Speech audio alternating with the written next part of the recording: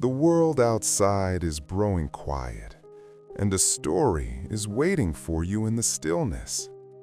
Welcome to Midnight Murmurs Studio, your safe harbor from the noise of the day. Find a comfortable place, close your eyes, and let the story begin. Before our story begins, a gentle reminder for your peaceful rest. For the deepest sleep, it's best to keep your phone at a safe distance from your head. So please take a moment to place your phone on a nearby table or chair. And while it's in your hand for this last moment, a quick tap on like and subscribe becomes a quiet signal to us, a soft murmur in the dark that lets us know these stories are a comfort to you. It's what keeps our studio going. Thank you for that. Now, settle in and let the outside world fade away. The town of Windy Hollow sat precariously on the edge of the great northern cliffs. It was a place where the wind never truly stopped. It only changed its tune. Sometimes it whistled through the chimneys like a flute. Other times it roared against the stone walls like a lion. It was a town of gray slate roofs, cobblestone streets, and people who often came there when they had nowhere else to go.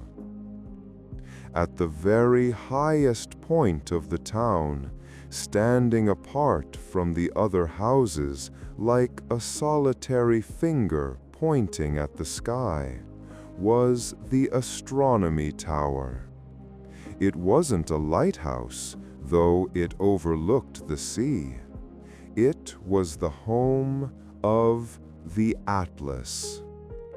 The Atlas was a shop, though it sold nothing useful for daily life. No bread, no coal, no warm wool. It sold maps. The owner was a man named Elias Thorne. Elias was as weathered as the cliffs themselves. His skin was like parchment, etched with the lines of 1,000 smiles and 1,000 frowns. He wore a velvet coat that had once been deep blue, but had faded to the color of the twilight sky. He spent his days surrounded by globes, compasses, and stacks of paper that smelled of vanilla and old dust. To the townspeople, Elias was a harmless eccentric. They saw him peering through his telescope at noon, or measuring the shadows of the street lamps with a brass ruler. "He's mapping the wind," they would joke. "Old Elias is drawing roads on the clouds." But there was a rumor in Windy Hollow, a whisper that was passed down from traveler to traveler. They said that if you were truly lost, not just geographically, but in your soul, Elias Thorne didn't just sell you a map of the land. He gave you a map of your life.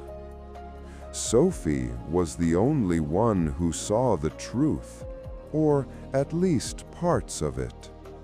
She was Elias's apprentice, a quiet girl of 19 who loved the smell of ink more than the smell of flowers. Her job was simple: mix the inks, sharpen the quills, and dust the thousands of rolled-up maps that lined the walls like honeycomb. Sophie watched Elias work with a fascination that bordered on obsession. He didn't work like a normal cartographer.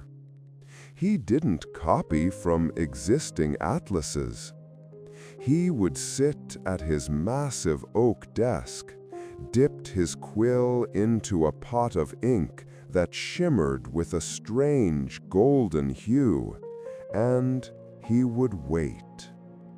He would wait for hours, staring at a blank sheet of parchment.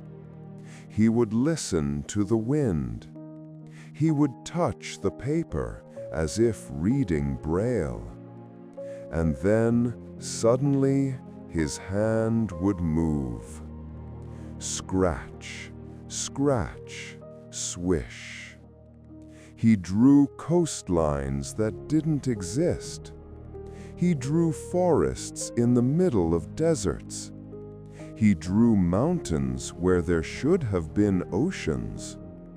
"Master," Sophie had asked once, pointing to a map of a green valley, "this place, it's not on any chart. Where is it?" Elias had smiled, his eyes twinkling behind his thick spectacles. "It is not there yet, Sophie. A map does not always show where you are. Sometimes it shows where you need to be." Sophie didn't understand, but she noticed the pattern. Every few weeks, a stranger would climb the winding stairs to the tower. They were always people who looked defeated, shoulders slumped, eyes hollow, carrying the weight of invisible burdens. They would go into Elias's study. The door would close. An hour later, they would leave, clutching a rolled parchment, walking with a straighter back, a new light in their eyes. Sophie wanted to know what was on those maps. But Elias always sealed them with red wax. One stormy Tuesday, when the rain was lashing against the tower windows like handfuls of gravel, the heavy oak door creaked open. A man stepped in.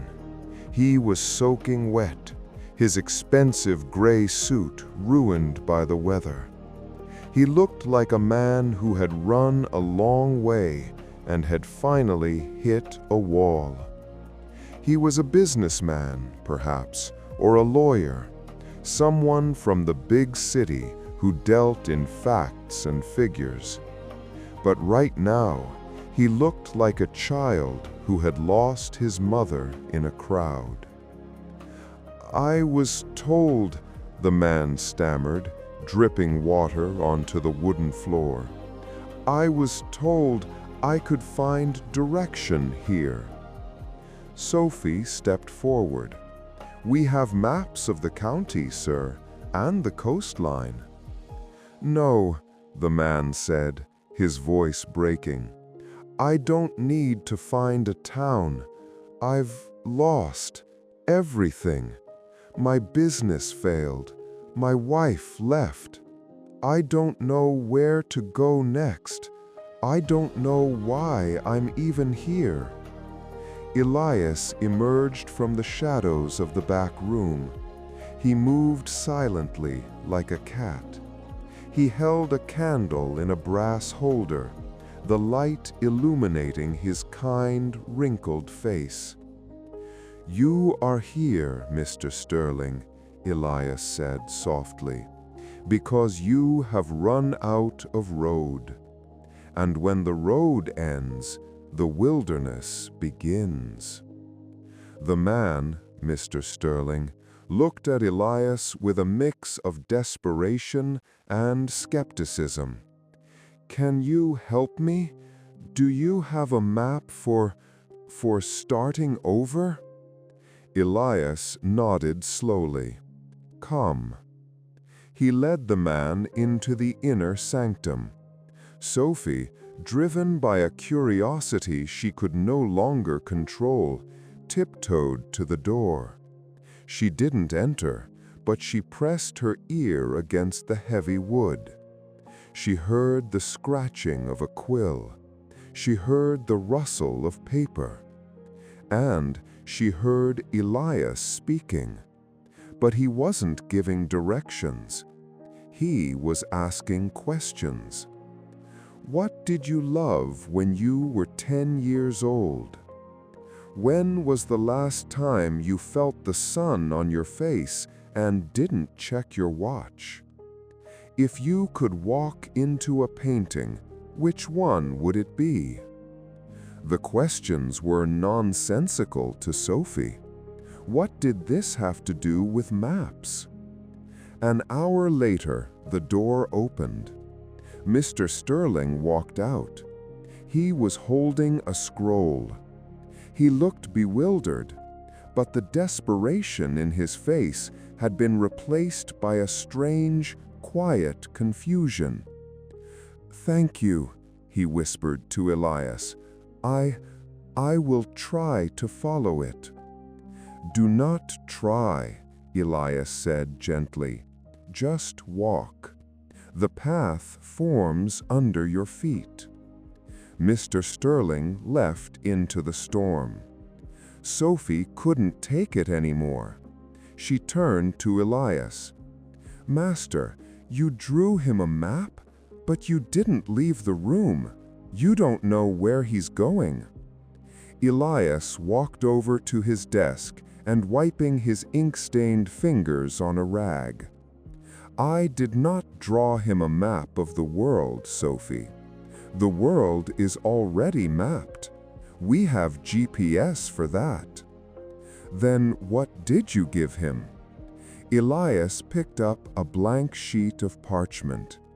He held it to the candlelight. The paper was textured, rich, and beautiful. "Most people are lost, not fizz," Elias murmured, looking into the flame. "They are lost because they have forgotten who is holding the compass. I gave him a map of his own potential." "But was it magic?" Sophie asked, her voice hushed. Elias chuckled, a dry, rasping sound. "Magic? No, child. It is observation. I listen to what they do not say, and then I draw the one path they are too afraid to see." He looked at the window, where the rain was blurring the lights of the town below. "But tonight," Elias said, his voice turning serious, "tonight I have a difficult task. There is a map I must draw that I have been avoiding for 20 years." He pulled a large, dusty ledger from the bottom drawer. He opened it. The pages were yellowed. "Tonight, Sophie, you will not just mix the ink. Tonight, you will learn how to read the silence." Sophie felt a shiver run down her spine. The atmosphere in the tower shifted. The cozy smell of vanilla seemed to sharpen into something electric, like ozone. She realized that the mystery of the maps was about to be unlocked, and she was finally being invited into the circle. As the hours passed, the map grew more complex. It wasn't a literal map. It was a metaphorical landscape. Elias drew the Sea of Regret, depicting it as a vast, dark ocean filled with jagged rocks. But then he drew a path through it, a narrow channel of safe water marked by buoys. He labeled the path the Channel of Acceptance. He drew the Mountains of Pride, tall and imposing, blocking the way. But he sketched a tunnel going through them, hidden and small. He labeled the tunnel Humility. Sophie watched, mesmerized. She realized that Elias wasn't predicting the future. He was reframing the past. He was taking the chaotic, painful geography of a person's life and showing them that it was navigable. He was showing that the obstacles weren't dead ends. They were just difficult terrain that could be crossed if one knew the route.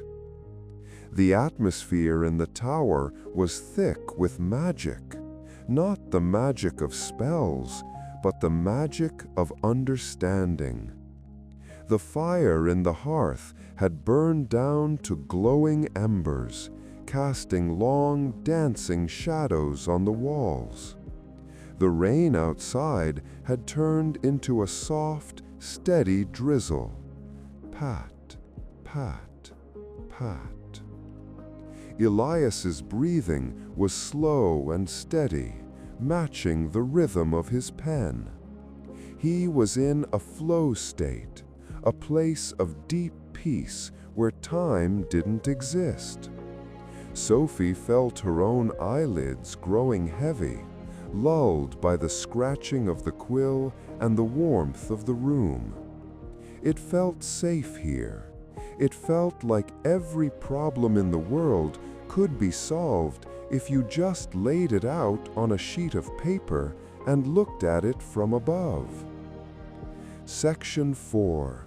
The final coordinate. Finally, the map was done. Elias set the quill down. He rubbed his tired eyes. The map lay on the desk, the bronze ink shimmering in the candlelight. It was a masterpiece of sorrow and beauty. It showed a journey from a dark, stormy sea to a quiet, green island. "Is it finished?" Sophie asked. "The map is finished," Elias replied, "but the journey is not." He reached for the red sealing wax. He held a stick of it over the candle flame. The wax melted, dripping onto the bottom of the scroll. Drip, drip. He pressed his signet ring into the hot wax. Squish. The seal was set. He rolled the parchment carefully, tying it with a leather cord. He stood up, his joints cracking. He walked to the window and looked out at the dark ocean churning below the cliffs. "You asked who this is for," Elias said, his back to Sophie. "It is for my brother. He left Windy Hollow 20 years ago, after a fight. We haven't spoken since. But I heard through the travelers that he is returning tomorrow. He thinks he is coming to settle a debt." Elias turned around, holding the scroll.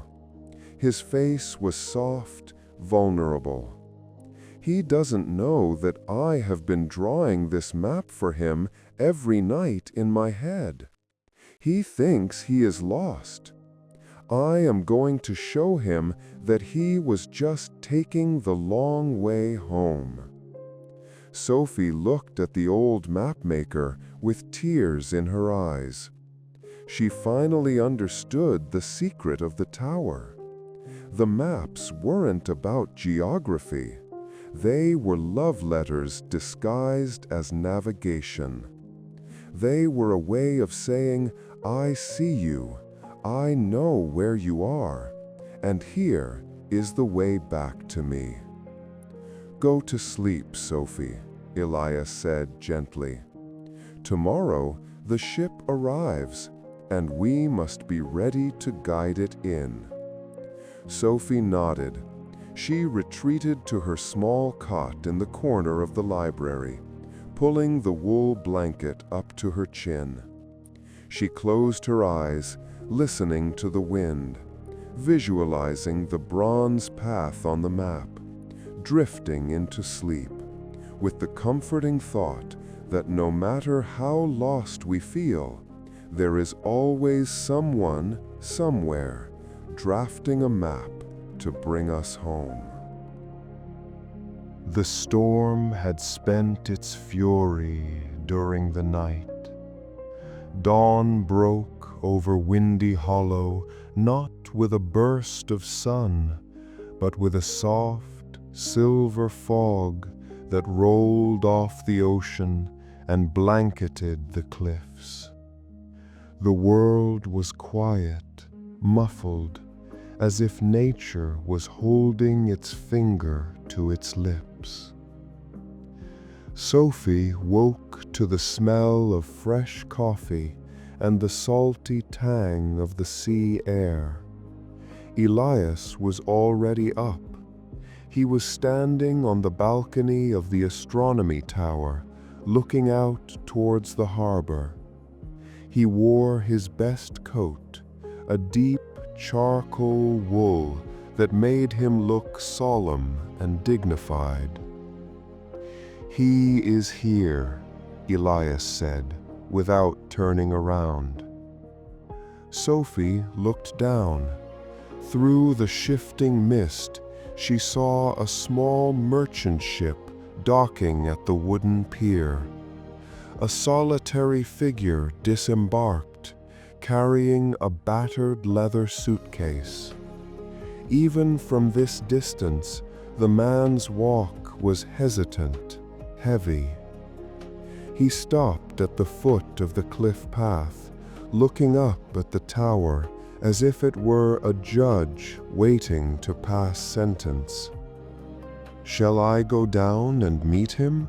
Sophie asked. "No," Elias replied softly. "He knows the way. The climb is part of the arrival." They waited. The tower was silent, save for the rhythmic ticking of the astrolabes and the distant cry of a seagull.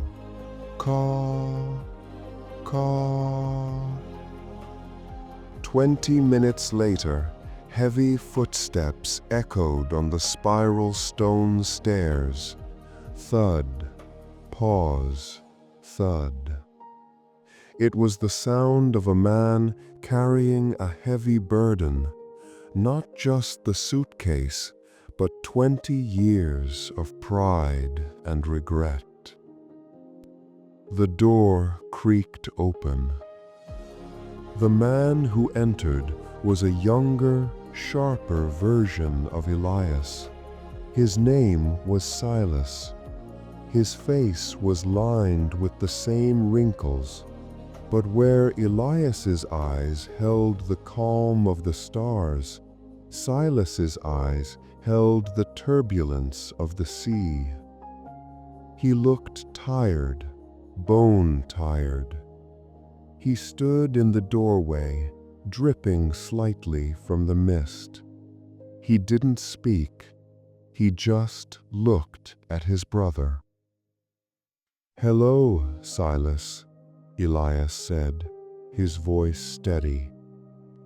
"Elias," Silas nodded, his voice rough.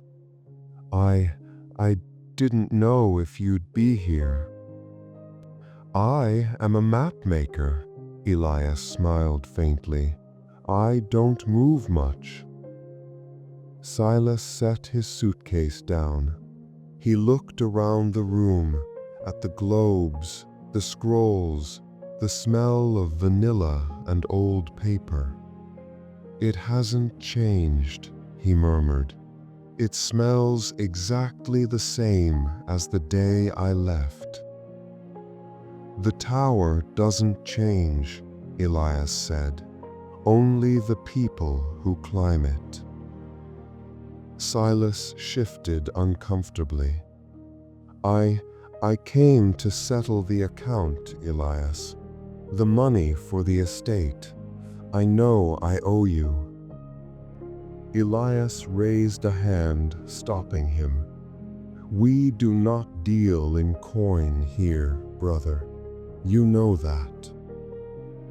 He walked over to his desk. He picked up the scroll, the one tied with the leather cord and sealed with red wax, the one drawn with bronze ink and tears. "You came because you were lost," Elias said gently, "and I have prepared something for you." Silas looked at the scroll warily. "Another lecture? Another chart telling me where I went wrong?" "No," Elias whispered. "A guide to bring you home." The Silas took the scroll. His hands, weathered by the sea, trembled slightly as he broke the red wax seal. Snap. He unrolled the parchment. The bronze ink shimmered in the morning light. He stared at it. He saw the storm Elias had drawn, the chaos that mirrored his own life. He saw the jagged rocks of regret. But then his eyes followed the golden line, the lighthouse beam that cut through the darkness.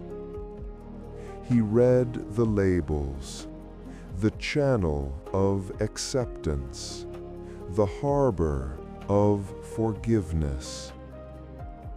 Silas traced the line with his rough thumb.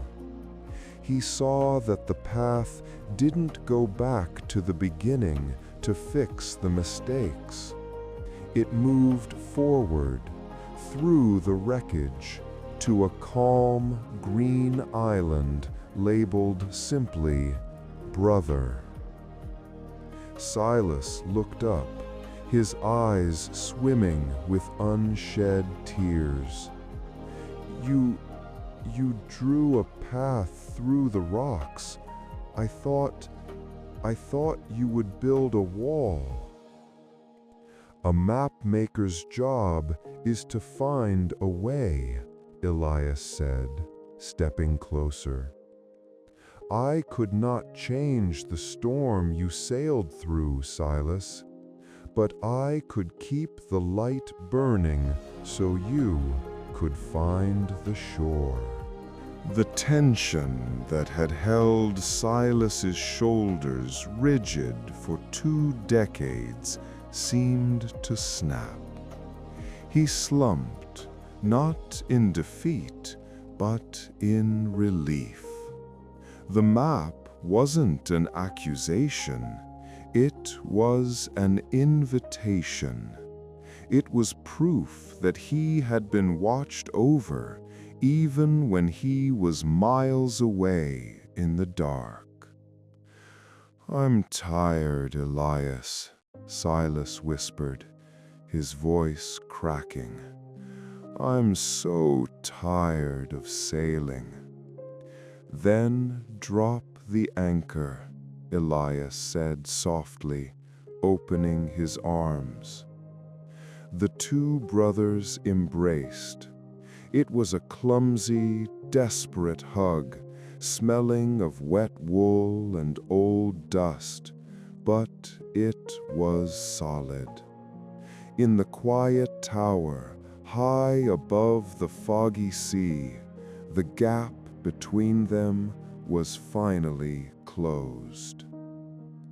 Sophie, watching from the shadows, felt a tear slide down her own cheek. She realized then that this was the true magic of the cartographer. He didn't just map the land, he mapped the human heart, finding the routes that connected us when we were furthest apart. That evening, the tower was warmer than it had been in years. A fire crackled merrily in the hearth. Snap, pop, hiss. Elias and Silas sat in the armchairs, drinking tea and talking in low, murmuring tones. They spoke not of the years they missed, but of the tides, the stars, and the strange beauty of the world. Sophie finished her work. She rolled up the remaining maps and blew out the candles one by one.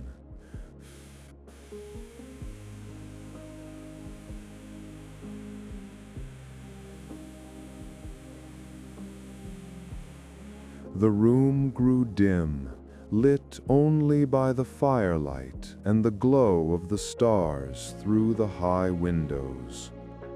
The storm outside was gone completely, replaced by a calm, rhythmic shushing of the ocean against the cliffs below. Shh. Sophie looked at the two old men, one the mapmaker, the other the traveler, both finally at rest. She looked at the map lying open on the table, the bronze ink glowing faintly in the dark.